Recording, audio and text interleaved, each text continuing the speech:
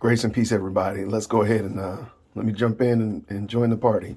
So here is the Rip Reverse Isom 1 package. I removed my name off the label.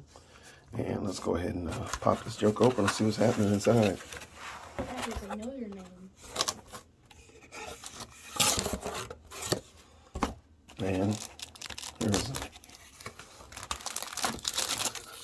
here's Isom number 1. Hopefully my stage production manager can come and get the box off my desk for me. Thank you so much. Thank you, stage person. Make sure I pay you better. All right, Isom number 1. All right, it's still in the package. It still comes with the, hey, don't throw that box away. Okay. All right, so it comes in a sleeve with cardboard. On the spine, you see